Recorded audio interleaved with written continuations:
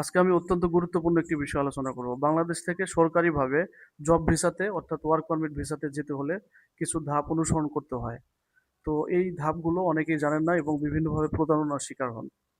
তো এই বিষয়টি আজকে এ টু জেড আলোচনা করব। আশা করি আমার ভিডিওটি পুরোটা দেখবেন এবং আমার চ্যানেলটি সাবস্ক্রাইব করবেন। তো এর জন্য প্রথমে আপনাকে বাংলাদেশ ওভারসিজ এমপ্লয়মেন্ট প্ল্যাটফর্ম অর্থাৎ ওইপি এই প্ল্যাটফর্মে বা বিএমইটিতে আপনাকে রেজিস্ট্রেশন সম্পন্ন করতে হবে। এটা অনলাইনে গিয়ে আপনার বিস্তারিত তথ্য দিয়ে আপনি রেজিস্ট্রেশন সম্পন্ন করবেন এবং আপনার অ্যাকাউন্ট প্রোফাইল ক্রিয়েট করবেন।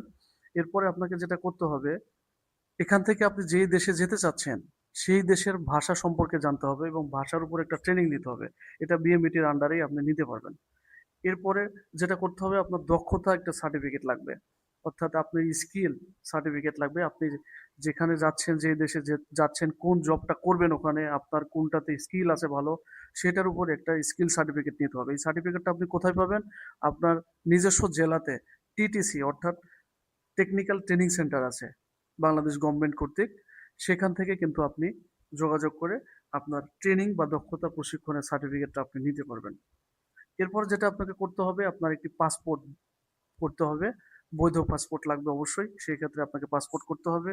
তারপরে আপনাকে বিদেশি কোম্পানিতে, আপনি যে দেশে যেতে চাচ্ছেন সেই দেশে বিদেশি কোম্পানিতে জব সিকিং করতে হবে, অর্থাৎ জব সার্চ করতে হবে যে আপনি কোথায় জব পাবেন।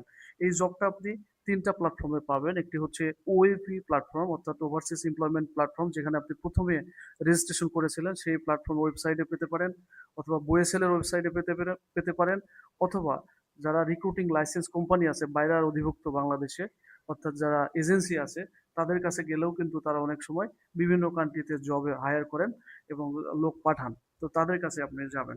এরপরে আপনি জবটা যখন পেয়ে যাবেন, তারপর আপনাকে ভিসা প্রসেসিং এর পার্টটা আসবে।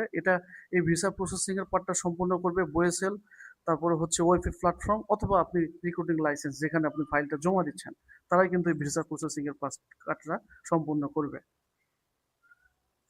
এরপরে আপনাকে একটা মেডিকেল টেস্ট করতে হবে এবং ফিট ফর ওয়ার্ক এই সার্টিফিকেটটা মেডিকেল থেকে নিতে হবে। এরপরে আপনাকে ডিপ্রাসার ট্রেনিং হবে একটা।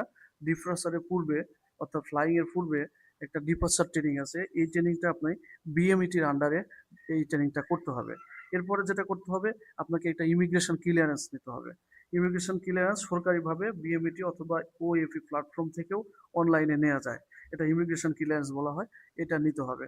এরপরে আপনার সকল ডকুমেন্ট রেডি হলে, মেডিকেল, আপনার ভিসার কপি, এগুলো সব কিছু রেডি করে তারপরে আপনাকে এয়ার টিকিট কাটতে হবে এবং এয়ার টিকিটে আপনি ফ্লাই করে দেশের বাইরে কাজের জন্য যেতে পারবেন। তো এই হলো প্রসেস, এর বাইরে কোনো প্রসেস নেই। সরকারিভাবে যেতে হলে আপনারা, আশা করি এই ভিডিও থেকে উপকৃত হয়েছেন। আমার নেক্সট ভিডিওতে আরো গুরুত্বপূর্ণ বিষয় আলোচনা করা হবে। দয়া করে আমার চ্যানেলটি সাবস্ক্রাইব করবেন। Thank you.